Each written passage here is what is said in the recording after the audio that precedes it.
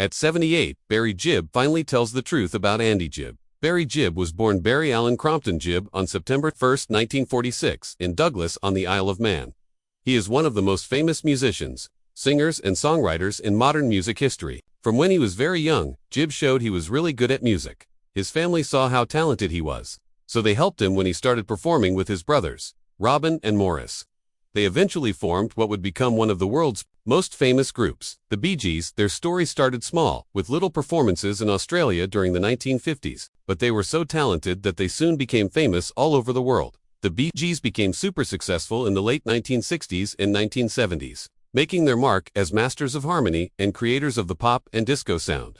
Barry, with his special, high singing voice, became the musical and creative leader of the group, often being the main songwriter. He wrote and produced tons of hits, not just for the Bee Gees, but for other famous artists too. Songs like Staying Alive, How Deep Is Your Love, and Night Fever became classic songs that everyone knows, defining the Saturday Night Fever time period, and forever connecting the Bee Gees with the disco music revolution. Besides disco, Barry Gibb's songwriting talent worked in many different types of music. He wrote for and worked with artists like Barbra Streisand, Dolly Parton, Kenny Rogers, Diana Ross, and Dionne Warwick, showing he could write hits in pop, country, R&B, and adult contemporary music. Very few songwriters in history have been as successful as him. Barry has the honor of being one of the most productive songwriters of all time, with over 1,000 songs written and many decades of hit songs. His entry into the Songwriters Hall of Fame and the Rock and Roll Hall of Fame shows how much he has influenced the world of music. While Barry's work career was full of wins, his personal life was deeply connected to the happiness and sadness of family. The Bee Gees were not just a band, but brothers connected by blood and music.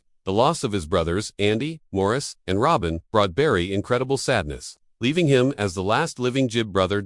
In many interviews, he has openly talked about the pain of living longer than his siblings, but he has continued to honor their memory by keeping their music alive for new generations. His strength, grace, and dedication to keeping the Bee Gees' legacy alive make him a symbol of never giving up when faced with loss. Barry's influence is not only in his records, but also in his ability to touch the hearts of millions of people around the world. His high singing voice became one of the most recognizable in music history, and his stage presence showed both confidence and warmth. Even after decades in the business, he continued to perform with passion, connecting with audiences who grew up with the Bee Gees, and with younger fans discovering their music for the first time. His long career and timeless artistry proved that truly great music never goes out of style. Barry Gibb's personal life, just like his career, has been marked by big moments, dramatic changes, and very important relationships. His first marriage was to Maureen Bates, a young woman he married on August 22, 1966, when he was only 19 years old. At the time, Gibb was still in the early stages of making himself known as a musical artist, and he was trying to balance the demands of his quickly rising career with the challenges of adult responsibility. Their marriage, however, didn't last long. Although they first seemed committed to building a life together, their relationship struggled under the pressure of Gibb's growing fame and the tough demands of life in the spotlight. The couple only lived together for a short time, and by July 1970, the marriage was officially ended. This short marriage is often looked back on as an important period in Gibb's personal journey, showing how hard it was for young stars to keep their lives stable during the height of 1960s pop culture. It wasn't long after this first marriage ended that fate brought Barry Gibb into contact with the woman who would become the love of his life. During the filming of the BBC's very popular music show, Top of the Pops in London, Gibb met Linda Gray, who at the time had her own share of glamour and recognition as the former Miss Edinburgh. Their meeting was described by Gibb as a moment of true luck, and their romance grew quickly. On September 1, 1970, which happened to be his 24th birthday, Barry Gibb and Linda Gray got married, beginning what has since become one of the longest-lasting marriages in the entertainment business.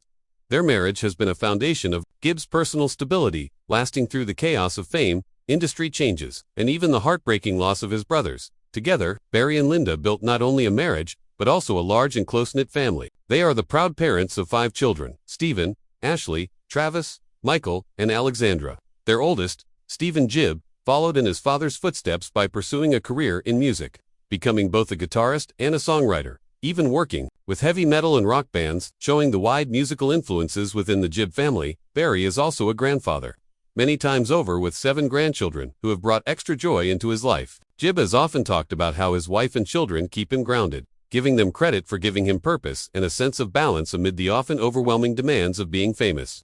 In 2009, Barry and Linda made their connection to the United States stronger by officially becoming U.S. citizens while also keeping their UK citizenship.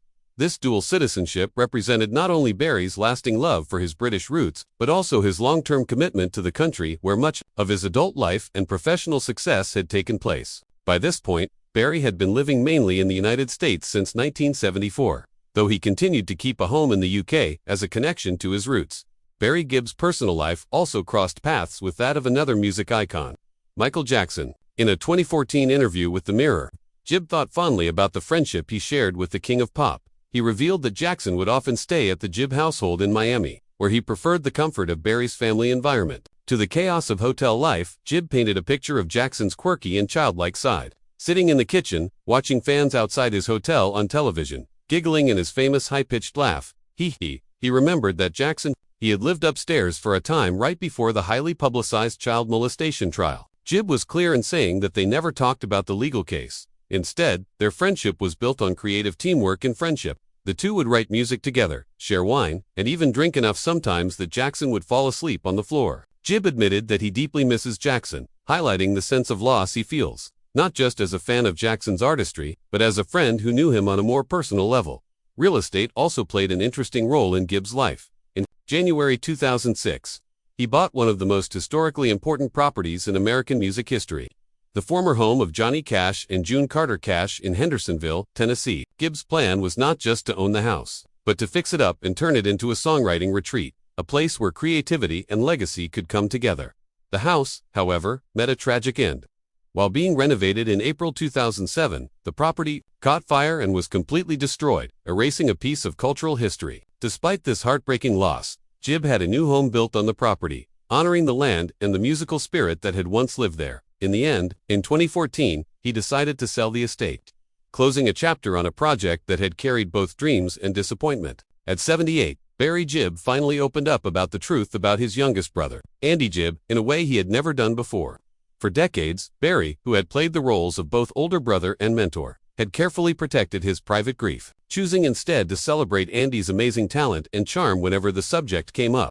Now, at an age where thinking back and honesty become more important than keeping up carefully built public walls, Barry allowed himself to speak with rare openness. He acknowledged the complicated mix of pride, joy, regret, and sadness that had always defined his relationship with Andy. Andy Gibb was more than just the baby brother of the Bee Gees. To Barry, he was a boy full of light and potential, a naturally gifted singer whose charm seemed effortless. From the moment Andy first began performing, Barry saw hints of brilliance that matched what he and his brothers had achieved as a group. When Andy released hits like I Just Want to Be Your Everything and Shadow Dancing, Barry was not just his co-writer and producer, he was his biggest supporter, putting his own creative energy into making sure Andy succeeded. In those days, Barry often described Andy as the Gibb with the purest pop voice, a natural-born star who could have ruled the world stage for decades. But behind Andy's youthful smile and love for millions of fans, Barry saw a weakness that few others noticed. The truth that Barry revealed at 78 was that Andy's fast rise to fame came too quickly, too young, and without the emotional protection to handle it. Barry admitted that he had worried constantly about his brother's weakness, his need for love, his longing for acceptance, and the way the pressures of fame made those insecurities bigger. Andy, he explained, was pushed into the spotlight before he had the time to truly grow into himself, and that left him open to the destructive temptations that fame brought with it.